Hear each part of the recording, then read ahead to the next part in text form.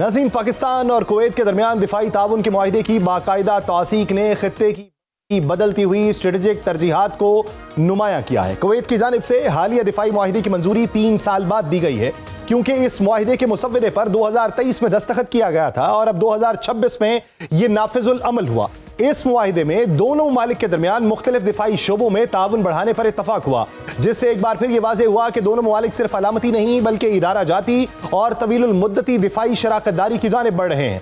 हालिया मुआहिदे के तहत एक मुश्तरका फौजी कमेटी कायम की जाएगी जो हालिया मुआहिदे पर अमल दरामद की निगरानी करेगी, और ये कमेटी न सिर्फ मुश्तरका दिफाई मशकों और दौरों का इनेकाद करेगी बल्कि नए प्रोग्राम्स, मनसूबाबंदी और साबिका सरगर्मियों का जायजा भी लेगी। यह मुआहिदा इब्तदाई तौर पर 5 साल के लिए मौसर होगा, जबकि इसकी खुदकार तौर पर तजदीद होती रहेगी, जो इस बात का इशारा है कि दोनों ममालिक इसे एक मुस्तकिल फ्रेमवर्क के तौर पर देख रहे हैं। यह मुआहिदा इसलिए भी अहम करार दिया जा रहा है कि हालिया दिनों में ईरान की जानिब से कुवैत पर अमरीकी अड्डों पर हमलों का सिलसिला जारी है, जिसके बाद कुवैत के पाकिस्तान के साथ दिफाई ताउन को अपनी सिक्योरिटी हिकमत अमली को मतनू बनाने की कोशिश के तौर पर देखा जा रहा है। इस पूरी सूरत हाल का दिलचस्प पहलू यह है कि खलीजी ममालिक रिवायती तौर पर अपनी दिफाई जरूरियात के लिए अमरीका पर इन्हसार करते रहे, लेकिन मौजूदा हालात ने उस इन्हसार पर सवालात उठा दिए, क्योंकि अमरीका ईरान के साथ हालिया कशीदगी में उन ममालिक को अपनी दिफाई छतरी फराहम करने में बुरी तरह नाकाम रहा, जिसके बायस इलाकाई ताकतें मुतबादिल शराकतदारों की तलाश में है। पाकिस्तान माजी में भी खलीजी ममालिक के साथ दिफाई ताउन करता रहा है, जिसके बायस वो इस खला को किसी हद तक पुर करने की पोजीशन में है।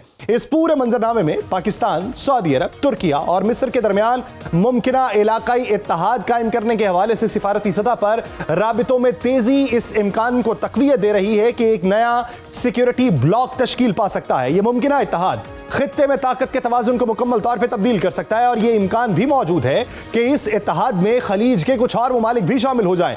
दूसरी जानिब कुछ तज्जियाकारों का ख्याल है कि ईरान और अमरीका के दरमियान बढ़ती हुई कशीदगी के बायस खलीजी ममालिक अमरीका के मजीद करीब भी हो सकते हैं, क्योंकि वो उसे अब भी एक बड़ी अस्करी कुव्वत और सिक्योरिटी जामिन के तौर पर देख रहे हैं। लेकिन हालिया वाकयात ने वाज़ेह किया है कि सिर्फ बैरूनी ताकत पर इन्हिसार काफी नहीं, बल्कि मौजूदा हालात में इलाकाई ताउन नागुज़ीर हो चुका है। यूं पाकिस्तान और कुवैत के दरमियान दिफाई मुआहिदा सिर्फ एक दो तरफा पेशरफ्त नहीं बल्कि एक वसी तर इलाकाई तब्दीली का हिस्सा मालूम होता है। यह मुआहिदा इस बात की अलामत भी है कि खत्ते के ममालिक अपनी सिक्योरिटी तरजीहात को असर नौ तरतीब दे रहे हैं, नए इत्तेहादी ढूंढ रहे हैं और बदलते हुए हालात में खुद को ज्यादा मौसर अंदाज में महफूज बनाने की कोशिश कर रहे हैं। आने वाले दिनों में यह देखना अहम होगा कि यह रुझान किस हद तक एक मुनज़्ज़म इलाकाई इत्तेहाद की शक्ल इख्तियार करता है और इसके असरात मशरिक़ वुस्ता और जनूबी एशिया की सियासत पर किस हद तक मुरतब होते हैं। नाज़रीन, खालिद चिश्ती साहब साथ ही मौजूद हैं। चिश्ती साहब, पाकिस्तान और कुवैत के दरमियान ये जो दिफाई मुआहिदे की तौसीक है, ये खित्ते की स्ट्रेटेजिक समत का किस हद तक अहाता करती है या उसका तयन करती है? और बिलखुसूस सवाल ये कि 2023 के अंदर जो मुआहिदा तय पा रहा था, उसकी तौसीक का 2026 में इन दिनों के अंदर होना, उसकी वजह या उसका पैगाम क्या है? जब भी दो मुल्क कन्वर्ज करते हैं, चाहे वो किसी भी अलायंस पे जाएं, मिलिट्री या कोई और, खास तौर पर अगर दिफाई किस्म का एग्रीमेंट होता है तो उसके अंदर 2-3 इंग्रेडिएंट्स होते हैं। नंबर 1 होता है कि दोनों ममालिक की नेशनल इंटरेस्ट कन्वर्ज करती है। नंबर 2 होता है कि जो इंडिविजुअल कैपेबिलिटी है, चाहे वो एक तरफ मिलिट्री की हो, एक तरफ स्किल की हो, मैं बाद में आता हूं, और एक तरफ फाइनेंशियल अफोर्डेबिलिटी की हो, वो कन्वर्ज करती हैं। नंबर 2। नंबर 3 ये होता है कि एक वैक्यूम जो क्रिएट हो गया है वो कितना है, यानी पाकिस्तान और कुवैत के आपस में आने के लिए आपस में वो वैक्यूम क्रिएट वर्केबल है। नंबर 4 और मोस्ट इंपॉर्टेंट ये होता है कि जिस मुल्क पर इन्हिसार करके कन्वर्ज किया जा रहा है वो ट्रस्टेड है या एक अपॉर्चुनिटी बेस्ड एक सिर्फ बना है और कल को वो किसी प्रेशर में कम करके बैक ऑफ कर जाएगा। अब एक एक करके टच करते हैं। नंबर 1, जैसे मैंने कहा कि इस वक्त पाकिस्तान की कन्वर्जेंस बनी मई 2025 की अल्हम्दुलिल्लाह परफॉर्मेंस में, जो मुसल्लह अफवाज ने back by Pakistani Awam and खास तौर पर पाक फिजाइया ने जो परफॉर्म किया, दुनिया ने हमारी उस महीने में तकरीबन 14 महीने पहले तो ये समझा कि हम एक रीजनली स्टेबलाइजिंग फैक्टर हैं और हमारे बगैर यहाँ की इक्वेशन नहीं ठीक बन सकती। अब साल गुजरने के बाद अल्हम्दुलिल्लाह जिस तरह ईरान और अमेरिका के दरमियान हमने कन्वर्ज करवाई इंटरेस्ट, तो लोगों ने हमें global peace making, peace contributing मुल्क के तौर पर जाना। ये एक हमारी सिग्निफिकेंस हमने अपनी अचीव की, जिससे हमारा एक इन्फ्लुएंस क्रिएट हुआ which was obviously caused by a military win over India. Number 1। जब ये अब एक कुवैत को इनसिक्योरिटी पैदा, आपने देख ही लिया जो इनसिक्योरिटी पैदा हुई है, तो वो अब कन्वर्जेंस हम निकलती देख रहे हैं। दूसरा एक ऑटोमेटिकली वैक्यूम भी बना है, जिसकी तरफ मैं इशारा कर रहा था। वो ये वैक्यूम बना है कि अमेरिका के जितने बेसिस थे वो खुद निशाना बन गए। तमाम अरब ममालिक ने रियलाइज कर लिया होगा, वो चाहे पब्लिक में माने या ना माने, कि अमेरिका का वो इन्फ्लुएंस अब नहीं रहा जो 27 फरवरी 2026 को था। उतनी ज्यादा एक एलिमेंट ऑफ कॉन्फिडेंस या ट्रस्ट नहीं रहा। अरब ममालिक ने ये भी देखा कि ये जो बेसिस और स्टेशन दिए हुए थे, वो बजाय इसके कि डिटर करते, उन्होंने अटैक्स को ल्योर किया अपनी तरफ, यानी वो इटसेल्फ अट्रैक्शन बन गए ईरान के लिए। तो वो एक कमजोरी साबित हुई। उन बेसिस को अमेरिका डिफेंड नहीं कर सका, तो वो इन्फ्लुएंस कॉम्प्रोमाइज हुआ। जब इन्फ्लुएंस कॉम्प्रोमाइज हुआ तो एक कमजोरी आ गई नजर, एक वैक्यूम क्रिएट हुआ। वो पाकिस्तान एक नेचुरल एलाई बनता है, चॉइस के रीजनली अवेलेबल है, नंबर वन। परफॉर्मेंस बेस्ड है, हमने वॉर टेस्टेड, हमारी सीजन्ड फोर्सेस भी हैं और हमारे मिलिट्री हार्डवेयर भी देख लिया दुनिया ने। और लास्ट मैंने जो पिछले सवाल के पार्ट में कहा, पिछले में, हम ट्रस्टेड हैं कि नहीं है, तो हमने साबित किया कि सऊदी अरब के साथ हमारी फोर्सेस गई हुई हैं। ऑल्दो हम किसी से लड़ने नहीं गए, लेकिन जहां पे हमने कमिटमेंट दी थी हमने ऑनर भी की है। हमने पॉलिटिकल प्रेशर नहीं लिया इन हालात में, खासतौर पर जब एक तरफ ईरान था, फिर भी नहीं लिया। तो आई थिंक सो कि एक नेचुरल कन्वर्जेंस है। बड़ी उम्मीद है कि आने वाले वक्तों में और ज्यादा कन्वर्ज करें। अच्छा सर, आपने कुवैत के हवाले से बात की। मजमूई एतबार से जब बात हो रही थी एक नए सिक्योरिटी ब्लॉक बनने की, तो तब बात हो रही थी सऊदी अरेबिया की, बात हो रही थी तुर्किया की, बात हो रही थी मिस्र की, बात हो रही थी पाकिस्तान की। फिर कुछ लोगों ने उसके अंदर ऐड किया कि अरब ममालिक जो हैं वो भी उसके अंदर आ जाएंगे। कुवैत का तज़किरा किया गया, कतर का तज़किरा किया गया, ओमान का तज़किरा किया गया। तो अभी अगर कुवैत की जानिब से ये 2023 की एक अंडरस्टैंडिंग है जिसके ऊपर अब उसको तौसीक दी गई है, तो मुस्तकबिल करीब के अंदर क्या दूसरे ममालिक जो हैं वो भी इस दायरे कार के अंदर आते दिखाई देते हैं? और अगर आते हैं तो फिर उसके नताइज जो हैं वो उस एलाए तक क्या जाएंगे जिसने अपनी एक डिफेंस अम्ब्रेला उनको मुहैया कर रखी थी?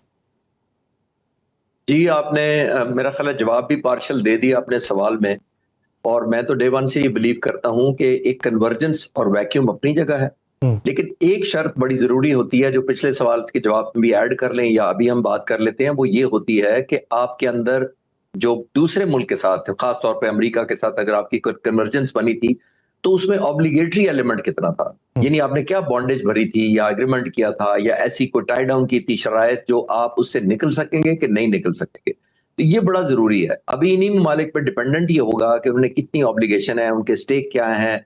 आया अमेरिका को जब नहीं, ऑब्वियसली इसमें तो कोई शक नहीं है कि अगर आप अमेरिका की जगह को पुर करेंगे तो एक कंफर्ट जोन तो खराब होगा अमेरिका का। और खास तौर पर अगर एक डाइवर्जेंस हो जाती है, एक रीजनल इन्फ्लुएंसेस बनना शुरू हो जाते हैं, रीजनल को एलाइज बन जाते हैं, तो वो अमेरिका के लिए तो कंफर्टेबल नहीं होगा। वो तो चाहेंगे, आपने देखा मार्को रूबियो फौरन जंग के दौरान जब खत्म हुआ था और पीस हुआ था थोड़ी देर के लिए, फौरन मिडल ईस्ट में आए थे। और मेरा अंदाजा यही है कि उन्होंने तमाम अरब ममालिक को ये अश्योर करवाया होगा कि आप हमें हम पे भरोसा रखें।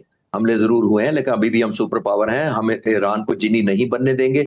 और आखिरी मैं अपनी बात के सपोर्ट में कहूंगा कि अभी देखें, सिविलियन न्यूक्लियर एनरिचमेंट की बात की है, सऊदी अरब को फेवर करने के लिए अमेरिका ने बात की है। ये भी वो इंसेंटिवाइज कर रहे हैं बुनियादी तौर पर बाकी ममालिक को कि हम सऊदी अरब के साथ कर सकते हैं, तो अगर आप हमारे अम्ब्रेला के नीचे रहे तो आपके साथ भी ऐसा ही सलूक हो सकता है, आपको फेवर दी जा सकती है। तो अमेरिका अब इंसेंटिवाइज करना उसकी मजबूरी हो गई है, क्योंकि मिलिटरीली तो एक करके देख लिया तमाम ममालिक ने। उन्होंने देखा कि वल्नरेबिलिटी भी हुई, गुडविल भी खराब हुई उस मुल्क के साथ, और ऑन टॉप ऑफ दैट लोगों का, जो उस मुल्क के लोग हैं, जो विक्टिम मुल्क का, चाहे वो कतर हो कोई, तो उनके अपने लोगों का एतमाद भी खराब हुआ और अपना ट्रस्ट डेफिसिट आया between the government and the people. चाहे वो मीडिया में रिपोर्ट हो ना हो, लेकिन इसमें कोई रॉकेट साइंस नहीं होती कि जब आपके मुल्क पर हमले हो रहे हो तो लोग परेशान होंगे कि जब इस जंग में है ही नहीं तो हमारी ऑयल रिफाइनरीज को और हमारी इंस्टॉलेशन को क्यों तबाह किया जा रहा है।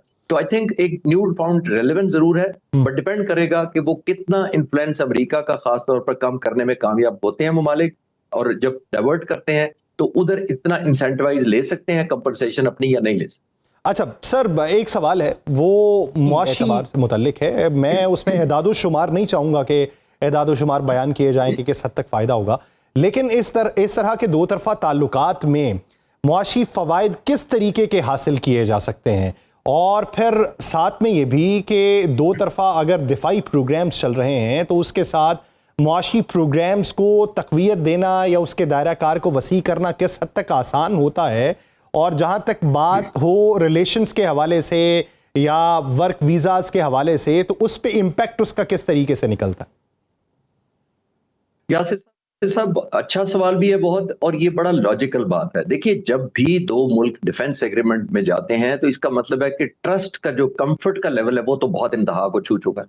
ठीक। इसका मतलब तभी आपने दिफा के लिए आप दूसरे मुल्क पर डिपेंडेंस होते हैं। इस सूरत में पाकिस्तान के पास एक ऐसी मिलिट्री है, हार्डन्ड एक्सपीरियंस है, वॉर सीजन्ड हमारे क्रू है, हर तरह का सोल्जर, सेलर्स और एयरमैन हमारे वॉर टेस्टेड है।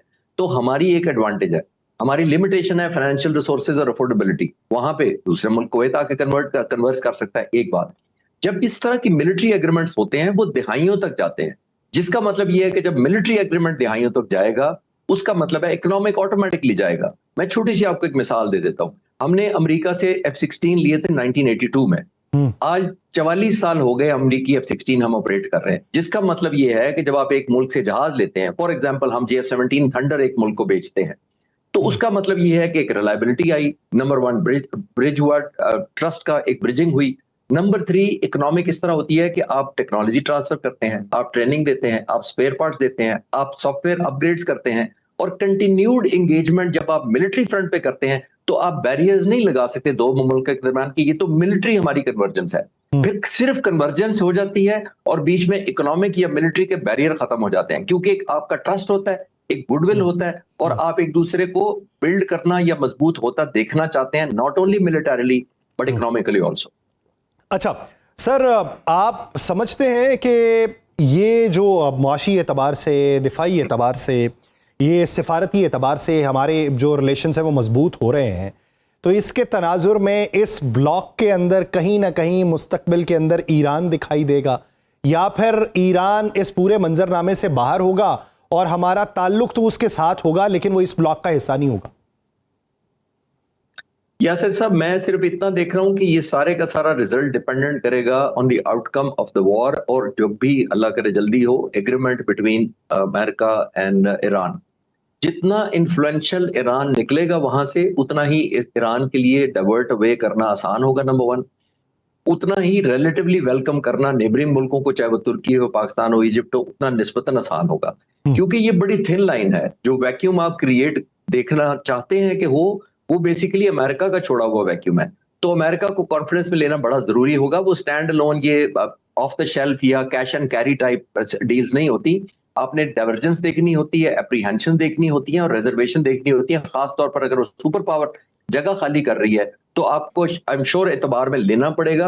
अदरवाइज जाहिर है वो लॉन्ग लास्टिंग नहीं होते। और जैसे मैंने कहा कि इसकी वॉर की आउटकम पर डिपेंडेंट होगा कि ईरान कितना प्रोडोमिनेंटली अपनी फेवर में लेता है, और अमेरिका को कितनी बेहतर समझ आई है कि अब मुझे इस एरिया से बैक ऑफ करना चाहिए, चाहे उसकी लिमिटेड हो या ऑल आउट हो, ताकि एक नेचुरल अलायंसेस लोकल मुल्क आपस में बना सके, म्यूचुअली डिपेंडेंट हो। अच्छा सर, मेरा एक आखिरी सवाल जिसका एक शॉर्ट कमेंट कीजिएगा कि क्या मुस्तकबिल के अंदर ये पूरा मंजरनामा जो है ये कहीं ना कहीं अब्राहम अकॉर्ड की तरफ जाता दिखाई देता है, या वो अलग बहस है, ये अलग सूरत है? मेरा ख्याल है मिक्स नहीं होना चाहिए, और आई होप एंड प्रे कि मिक्स नहीं हो। लेकिन कोई भी दुनिया में there is no free lunches basically. आपने देखा न्यूक्लियर एनरिचमेंट की उन्होंने सऊदी अरब को दी, और साथ ही उन्होंने अब्राहम अकॉर्ड का भी एक इंसेंटिवाइज कर लिया, कैरेट एंड स्टिक वाला कर दिया कि हम आपको ये करेंगे तो आपको भी रेसिप्लिकेशन करनी पड़ेगी। लेकिन अगर ये हो तो मेरा ख्याल एक एलिमेंट ऑफ यूनिटी मुसलमान मुल्कों में दोबारा रहनी चाहिए या रिवाइव करनी चाहिए कि ये उसके अगेंस्ट खड़े हों जब तक फलस्तीनी स्टेट ना बने।